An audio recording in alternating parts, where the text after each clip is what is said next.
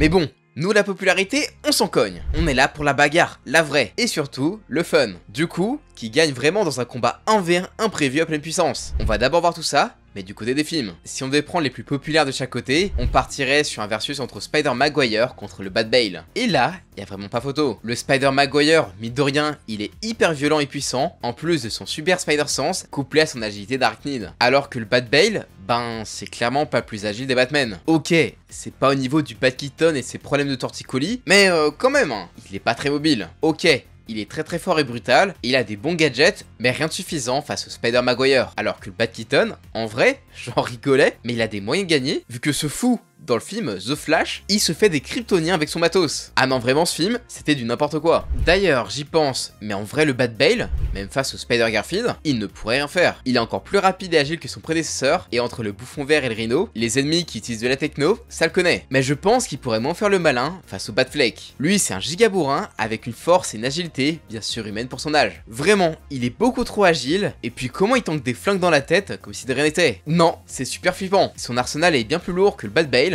et s'il peut tanker des coups de hache de Steppenwolf, c'est pas les points de Spidey qui vont faire grand chose. Donc le Batfleck, je suis pas certain qu'il pourrait gagner, mais il a ses chances face au Spidey. Après, peut-être pas avec le Spider-Holland. Avec la technologie de sa Spider-tenue blindée de technologie Stark, capable de pirater les bras d'Octopus et sa force pouvant retenir un coup de Cool Obsidian et un bateau en train de s'ouvrir en deux, il a ses chances. Même si bon, il n'est toujours pas très cohérent, vu comment il a galéré contre les bots de Mysterio et le bouffon vert qu'il a bien malmené au corps à corps durant leurs deux combats. Bon, par contre, maintenant qu'il a plus les avantages Stark, je pense que le Batfleck le défonce. Faut pas déconner non plus. Et le Batinson, le Boog, il en est qu'à sa deuxième année d'activité et il a pas encore des gadgets de ouf. Donc je pense pas qu'il pourrait battre l'un des Spidey des films en 1v1 quart du Nord. Du côté des jeux vidéo, vu leur gameplay un peu similaire sur certains points, on pourrait penser qu'à match. Les deux ont un sixième sens pour contrer les attaques, ils savent se faire des hordes d'ennemis, même quand ils sont beaucoup trop forts ou bien équipés, et ils ont tous les deux plein de gadgets. Mais en vrai, Spider-Man, je pense qu'il aurait l'avantage pour une raison toute conne. Ses gadgets sont bien plus offensifs. Avec tous ses lanceurs de toile, grenades de toile ou trucs pour le pousser ou le faire léviter, il a largement de quoi prendre l'ascendant. En plus, ses tenues ont des pouvoirs et des gadgets en plus, genre des bras robotiques ou des attaques de symbiote. Le seul avantage que pourrait avoir Batman, c'est la Batmobile s'il la ramène pendant le combat. Même si, à mon avis, Spider-Man est sûrement beaucoup trop rapide pour elle. Et puis Batman, son plus grand atout,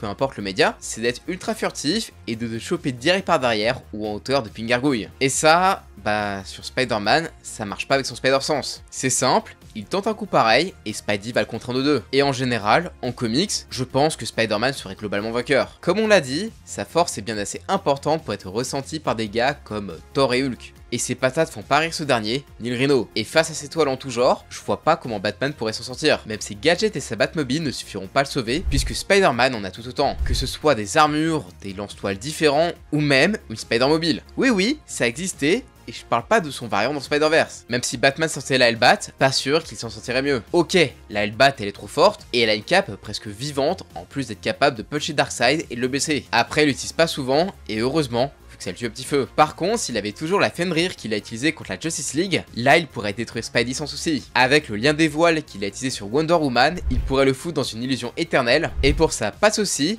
vu qu'il a des super ordinateurs intégrés capables de calculer la vitesse de flash, alors le cabriole de Spidey, c'est rien pour lui. Mais bon, dommage, elle s'est bien fait détruire par Superman. Du coup, il a plu. Après, rassurez-vous, même si en général, Batman devait perdre en 1v1 Gare du Nord, si on prend la version comics actuelle, donc de nos jours, Spidey se ferait one-shot par Batman. Là où en ce moment, on a un Batman qui a morflé, mais qui est prêt à se fight contre toute une prison et se barre sans aucun dégât pendant la révolte, Spidey lui, se fait ouvrir en deux par des vilains city level comme Tombstone. Genre Tombstone quoi. Et en plus, il le supplie. Et il se fait même démonter par le vautour. Non, vraiment, l'horrible Spidey de Zeb Wallace, il a vraiment aucune chance contre le Batman de Zdarsky.